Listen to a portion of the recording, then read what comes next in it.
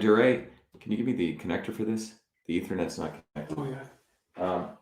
Hello, everyone. This is Dr. Shiva Duray. It's right here. We're going to start right now. We just have a quick thing with our Ethernet that's I like always connected, hardwire. And then we're going to go live on Instagram. Thank you, everyone. We're going to wait for people to join us. We're going to have a very interesting discussion and a political and a spiritual perspective we're going to take. Many people always ask me, what is my spiritual tradition? And I'm going to talk a little bit about that. And it's been an integration, as you're going to hear, from East and West. So people are joining. Are you any other platform now? Okay, joining. We also are on Instagram. Are we live on Instagram? We are. Okay, good. So we're going to let people join. Hello from California. We have Danvers, Massachusetts. Kyle, if you're in Danvers, right there, one of the things we're looking for is we want volunteers to support us. So Kyle, if you're in Danvers and anyone in Massachusetts who's local, as you know, we're continuing our election as a write-in campaign because we want to destroy the establishment. We're not going to let it get away with election fraud. So Kyle, please email me, V as in Victor, A Shiva at vashiva.com, vashiva@vashiva.com. Anyone in Massachusetts, please email us because we want you to connect you to a lot of the people on the ground here in Massachusetts. So you can send an email to vashiva@vashiva.com. Lexington, great to have you. Winnipeg, Canada. Williamsburg, Virginia. South Bend. What else do we have? Florida, Nova Scotia, Connecticut, more Florida, Jupiter, Florida, Queens, beautiful place. Queens, New York, a lot of time I spent there. Scituate, Mass. Again, there's Bridgman, Jake. Bridgman, if you're in Scituate, please email me at vashiva@vashiva.com so I could connect you up with other volunteers so you could help us on the ground. That's it. Thanks, Crystal. Let people know. And our other volunteers, as people are coming in from Massachusetts, please welcome them because we're really looking. And here's Noam Halmodis from Revere. Noam, again, you can email me at vashiva@vashiva.com. We're building an amazing groundswell of volunteers. So those of you who come to the online and you're watching our stuff here right in Massachusetts, support the campaign. So we're going to talk about that. How are we doing in Instagram? You're going to throttle right now. Oh, they're throttling us? Yeah. By the way, the really insidious, racist people, and they are racist, they're the liberal racists, be it at Twitter, at Facebook, the people who so-called want to help, people of whatever color and people who are disenfranchised. These people are the biggest racists and oppressors of the world. We're going to talk about that. So, who else? Minnesota we have, Missouri, Newfoundland, Dublin, Ireland, Fitchburg. There we go, Fitchburg. And where did we just lose Fitchburg? I just had someone from Fitchburg here. So there we go. Thais, Lacerda. Thais, if you're there, friend with the Tatros, oh, great to have you. Please email me at vashiva@vashiva.com. Again, we're building our ground campaign, so great to have people from all over the world and also people here locally in Massachusetts, Philippines, Amy White, Kentucky, Texas. Anyone else? Boston. We have Veronica. Veronica, great to have you join us. Houston. Veronica, if you're in Massachusetts, which you are, please email me at vashiva@vashiva.com so I can connect you up with a lot of other people here locally. All right, let's begin. How are we doing? Who else we have there? Just Worcester. We have some guy from Worcester. Great. Wonderful. Good to have you from Worcester. So let me begin. So today's conversation is really going to be about why we need to destroy the establishment. And this is not something violent. It's much more something, frankly, it's quite spiritual. We're going to talk about that. I'm going to give you two perspectives, both a political standpoint as well as a spiritual standpoint. Many of you probably over the last many years have said, hey, what is your religion? Are you Hindu, Christian, etc.? And I'm going to give you that perspective because it's something extremely personal to me that I've had a lot of my own personal experience, and I've had a lot of time to explore. I've been fascinated, obviously, beyond science, but deeply into, obviously, religion and many of the various aspects of spirituality. So I don't think you could be on a scientist unless you explore that. I don't know if many of you know Isaac Newton wrote as many treatises as he did in physics and sciences as he did on mysticism and spirituality. In fact, A lot of those were actually burned in a fire that took place. But he wrote as much on both there. When you're exploring science, you cannot but ignore the fact that there are many, many unanswered questions, and it forces you to go beyond what you actually see. So I want to give my perspective on that, but make it in very practical terms of what's going on.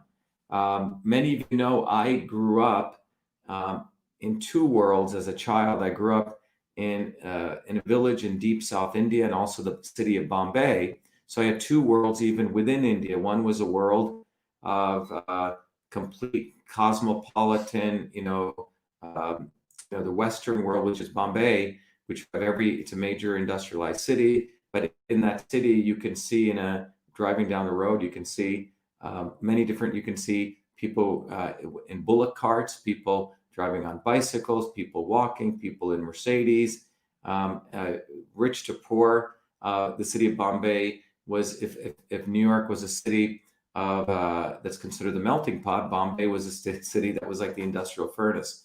Every religion, every caste, I think thousands of languages were spoke around probably the 100-yard radius or 500-yard radius where I lived in Bombay. But that was one life I had as a child. And then the other life I had was growing in a deep village in deep South India, where my grandparents were poor village farmers. They worked as subsistence farmers. And my grandmother was a traditional healer. And my grandmother would channel spirits. In her house, she had the picture of Jesus, because in the Hindu tradition, you do view Jesus as a God. You do believe God comes at various times in Earth's, or in our lives in the form of an avatar, which is God incarnate. So there is, in the Hindu tradition, you fully embrace Christ being a son of God. You fully embrace the fact that God does manifest himself in the physical world. And then my great-grandfather, we were considered untouchables in the Indian caste. My great-grandfather, when he was 12, went off as an indentured servant, as a 12-year-old boy. It was quite amazing, on a ship. In those days, you went on a ship and you worked your way off, and which means for the ship's travel, in his case, he went to what is now known as Myanmar. In those days, it was known as Burma. And he went to Burma to seek his fortune. And there he worked so hard on that ship, typically for 3 years of bonded service to the owner of the ship. They were so impressed by how he worked, they let him off after 1 year. And here is a young boy in Burma, and little by little, he does any job he can get. And over time, he becomes a pretty reasonably successful person. My grandfather is born in Burma. My father is born in Burma. And Burma, my father was known for two things: snakes and Buddhism. Okay. And my father was the first son, the only son for many years. His mother didn't have any other children. And in this day, was supposed to have many children. And the story, his grandfather, who was my great-grandfather, was going to be my woman. It was quite awful, actually, when you think back on it. I have many kids. So my grandmother was quite upset, and my father, he being the only child, was also. So they went to spiritual masters in the Buddhist tradition, because Burma was known for Buddhism, and eventually they met a Buddhist monk, a very small coin, and he taught him meditation. In many different aspects of meditation, you were given a mantra to repeat. So my dad is a young meditating. By the time he becomes the story, starting to give what's called holy ash healing. So my parents became quite concerned that my dad would leave the family and become what's called deity. So they stopped him from that. However, that was one aspect of my, the stories I heard. Actually, World War II, as some of you may know, the Burma was really the center of the war between the Japanese and the British and the Americans. And eventually, my great-grandfather lost everything. They walked back to India Okay, so it's quite an extraordinary story. Back to that small village where he had originally left. And that's where I used to spend a lot of my time. And here my great grandfather was quite an extraordinary man. He died, at 102, but he worked until 93, 94 in the fields. And my grandmother was in many ways a spiritual heir. And so she was a village healer, also a farmer, and she could observe people's faces and she could diagnose what was going on inside their body using a traditional system of Indian medicine. But the reason I share all this background is I grew up in quite an eclectic world because my great grandfather would what you call channel spirits. So my grandmother, which we in the West would consider sort of wild or crazy, but I grew up in this very interesting background. But I was influenced by both medicine, politics, and spirituality. I've spoken to you about the politics and the medicine, meaning the politics of the caste system, which is what I grew up in, and the medical side, where my grandmother practiced traditional systems of medicine. But it was a very deeply spiritual upbringing, which I've not shared with many of you. So I, as a young boy, learned to meditate, to pray, and to have a deep, deep respect for what we would call, or you would call, God. So, but one of the interesting things that I learned in the Indian tradition was there's a deity, which I'll show this picture of.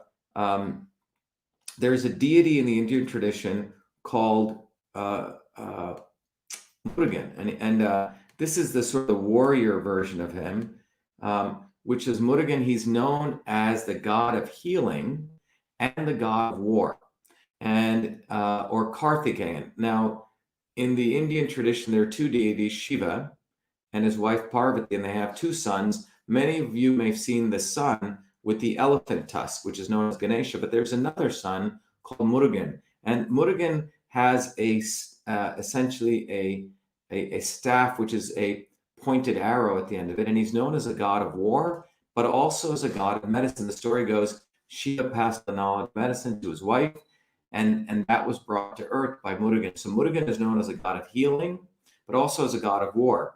Because in traditional systems of medicine, the Vaidyar, Vaydyar, who's the healer, was also known as a person who went to war against death. So it's very interesting what may seem as a contradiction, but going to war against death was not seen as a contradiction as a healer. So the healer and the person who fought were known together. So the story goes, Murugan was the one when the Devas, when the Asuras, which is in the Indian tradition, which is the demons, were trying to take over heaven, and were trying to defeat the angels, which were known as the Devas, Devas. Murugan was called as a deity to destroy all the satanic asuras and chase them out of heaven. So it's a very interesting story. So Murugan and if you see Murugan, he uses the peacock, which is his vehicle for transport. Okay, so the peacock feathers are typically associated with the deity Murugan, but he is the god of war and the god of medicine who destroys evil, destroys the establishment of that time. All right, so Murugan is the deity that I grew up, having an association with, but he's a deity in many ways, which is a very important deity in South Indian Hinduism, because he's a deity of war and medicine. In many ways, politics and medicine. So I don't know if that's new to people, but that is Murugan, okay?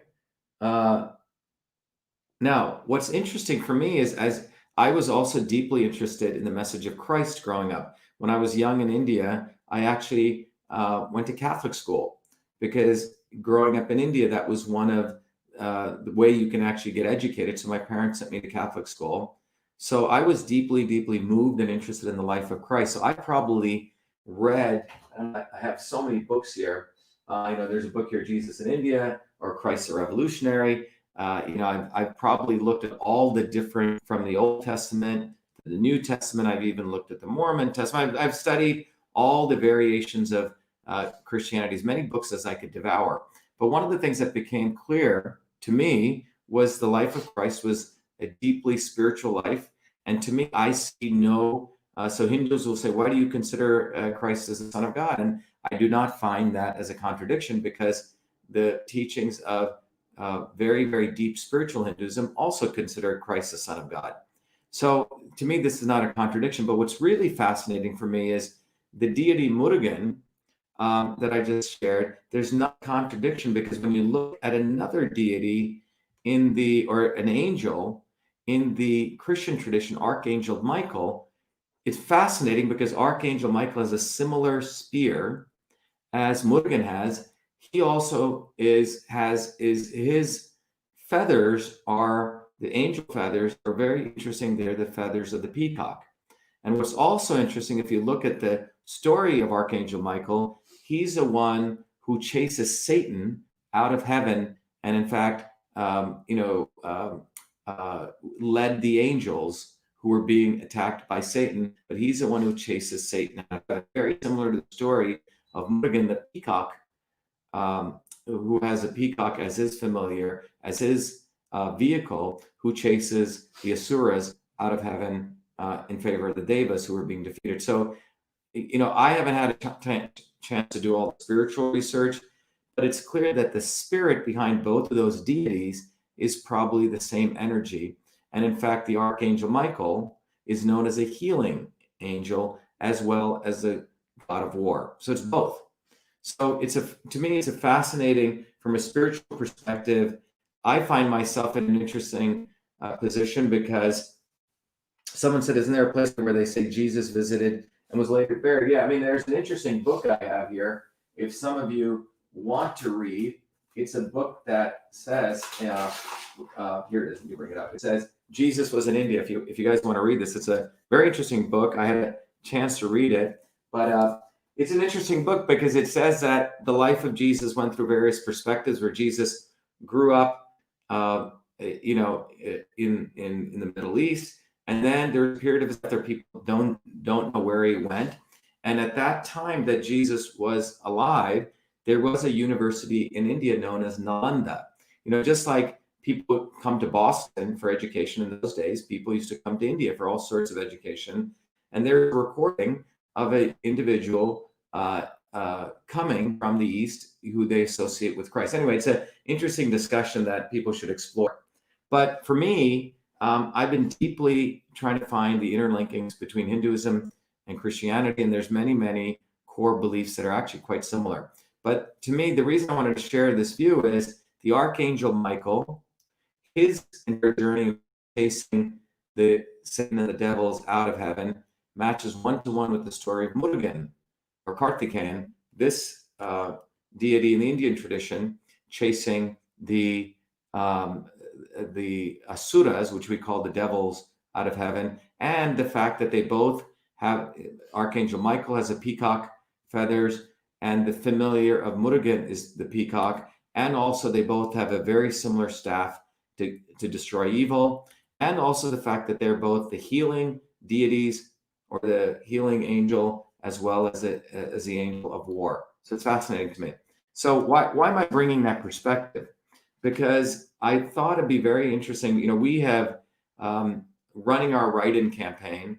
And when we ran our campaign, we clearly won by a landslide. And the establishment in Massachusetts, the Devils, had to literally do election fraud. We've asked them for the ballot images. They're not even delivering those ballot images yet. Their 10 days are up. And we're finding so many inconsistencies between the voter rolls in any town. We have multiple examples now on people who actually voted. They clearly found a doofus, because they did not want one of us who was challenging the devils of big academia, the devils of big pharma, and the devils of big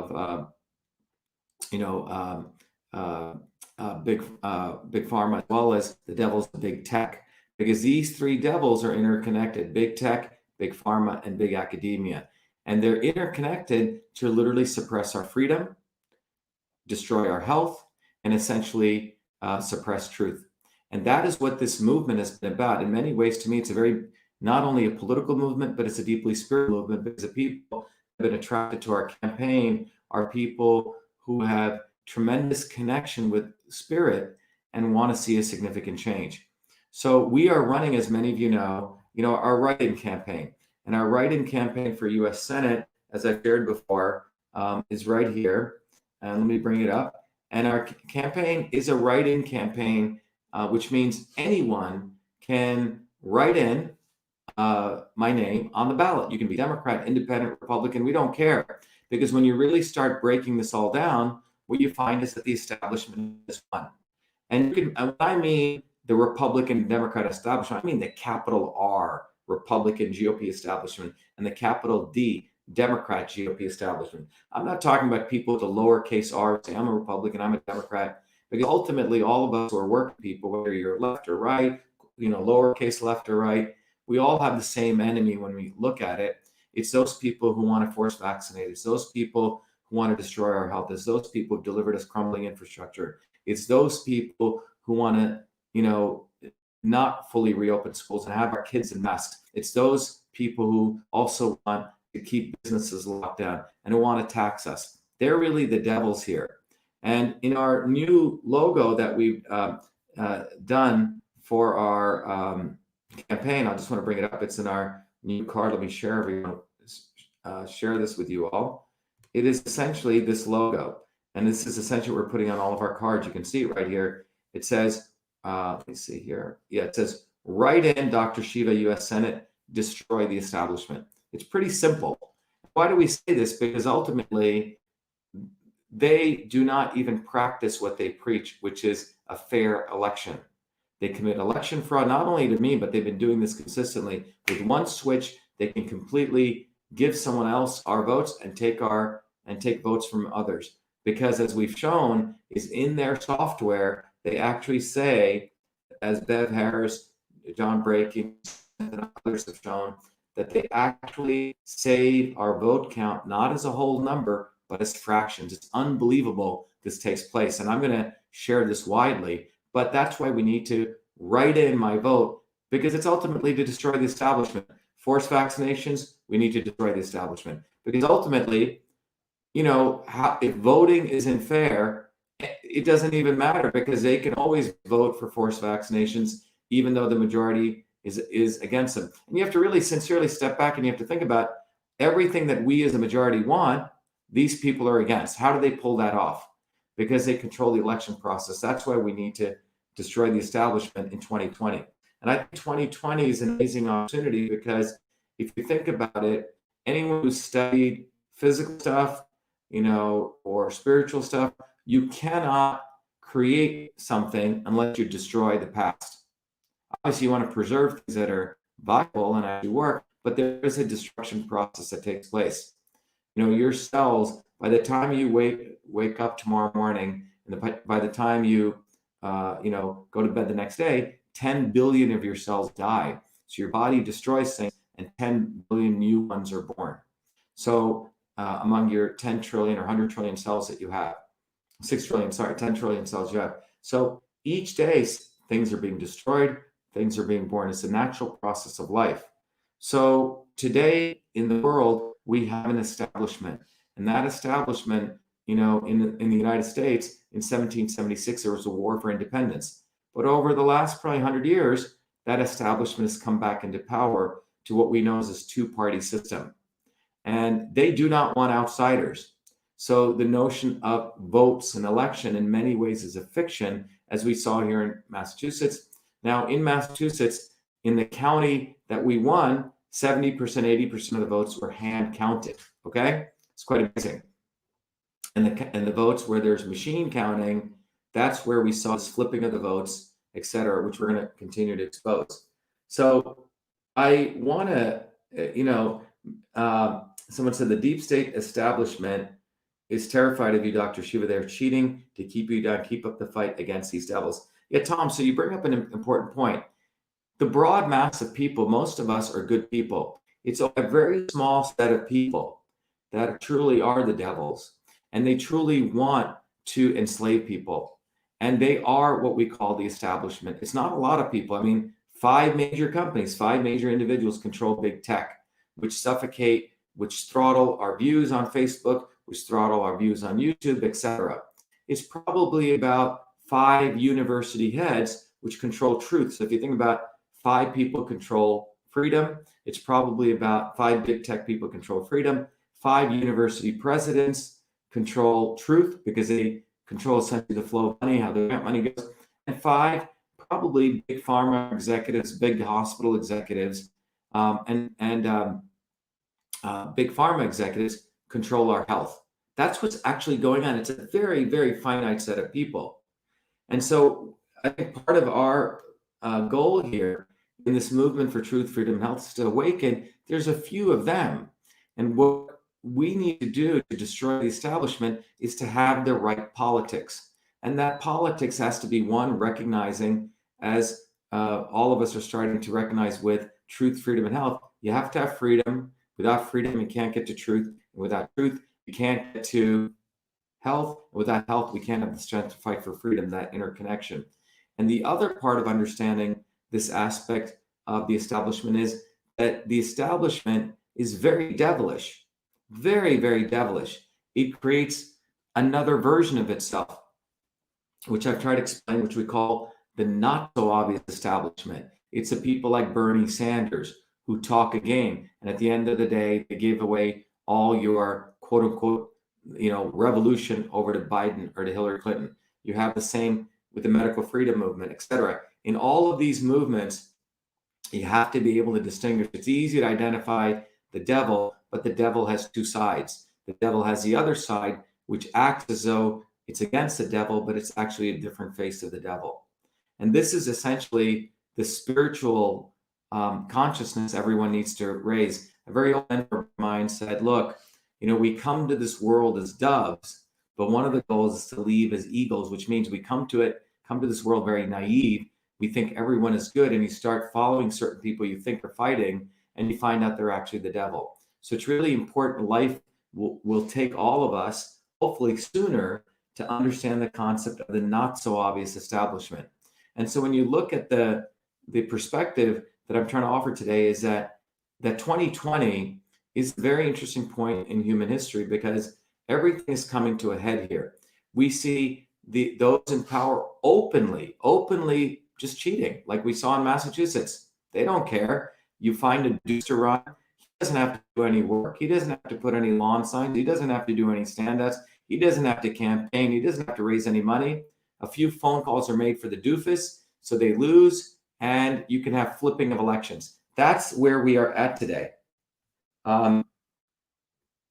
That's really where we're at today, okay? We're at a point that the establishment is openly, outwardly doing insidious activities, openly, because they're at a point where they essentially want to fully and openly enslave people. So that's why we're at a point right now, it's unbelievable. We have people being locked down in their homes, people essentially wearing masks, being told that that's the right thing to do when the medical data shows otherwise. You have people being fear-mongered that they should stay away from other people. You have forced vaccinations essentially here in Massachusetts.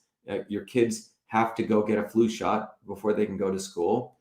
And you have taxes coming by the fear-mongering of a carbon tax, where people are going to become, trillionaires. So at every step of the way in all the major institutions, be it academic institutions, be it sports institutions, legal institutions, there's absolute corruption. And the only way to resolve this is bottoms up. And we have to have a very, very simple, unadulterated, very simple slogan. We have to destroy the establishment.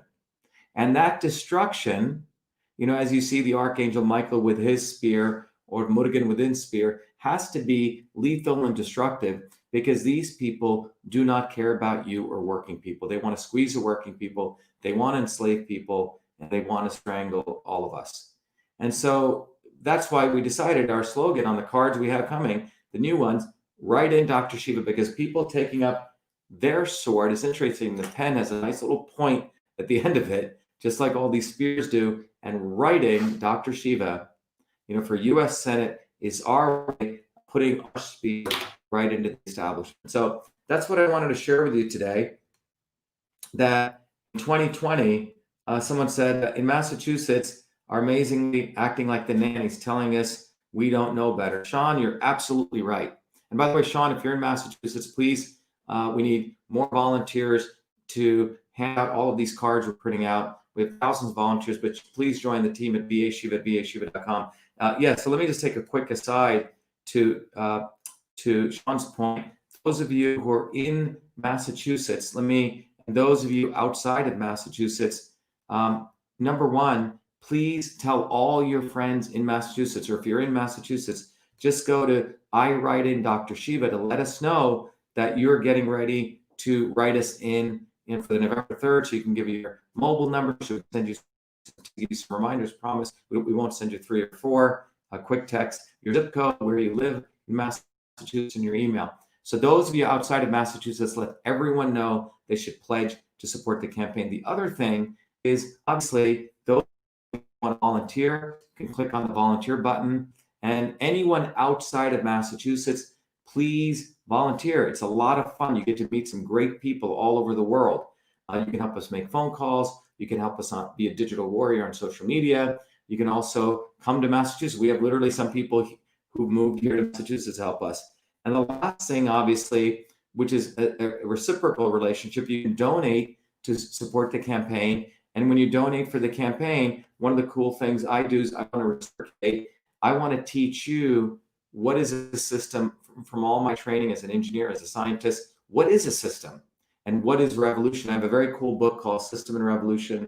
It's an ebook. You can get it. And then you can use those principles to understand all systems. And I also created a software tool called Your Body, Your System, that you can apply those principles to understand your own body as a system.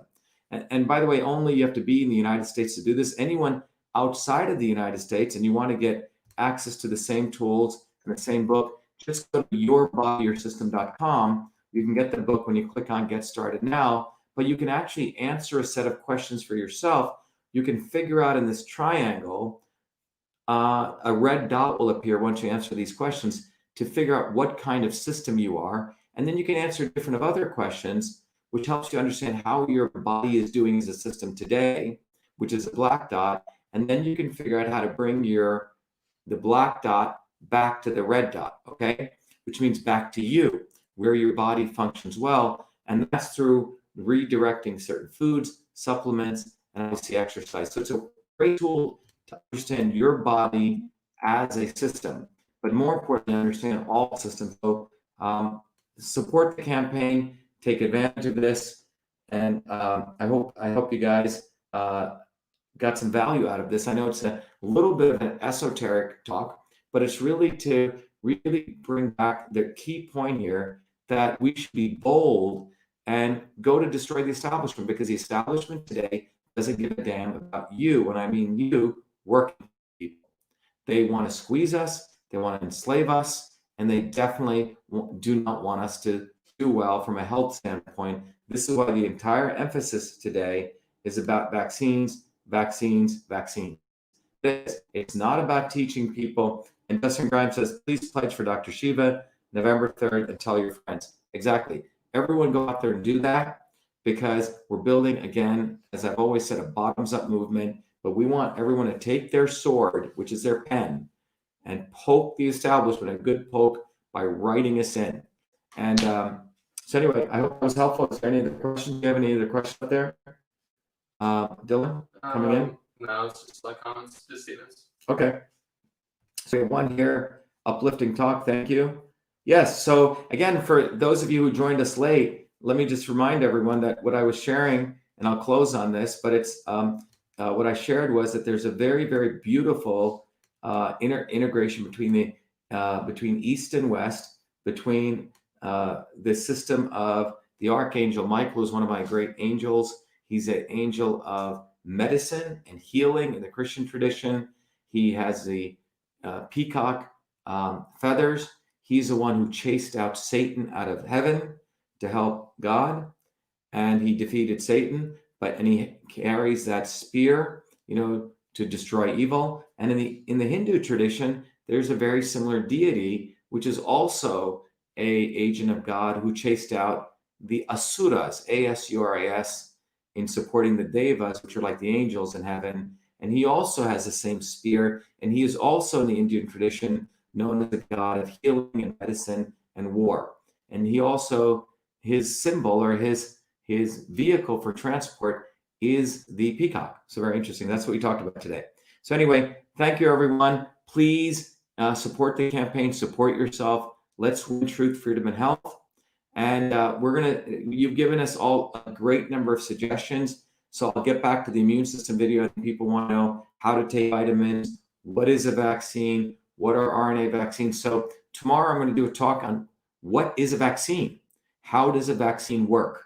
So that's what we're going to talk about today, because I want to arm you with what is a vaccine. Everyone hears vaccine, pro-vax, anti-vax, the vaccine's coming. I would say 90% of people or more don't even know what a vaccine is and how it works. So tomorrow I'm going to educate you in a very, very detailed but very accessible way. What is a vaccine and how it works? So I hope you'll join us tomorrow. And if there's any other topics you want to do, please let me know exactly. Truth, freedom, and health. And we'll end with that from Heart Freedom Now. Thank you. Thank you, everyone. Be well, be the light, and let's win. And remember, there's many things we all share in common. Thank you. Be well.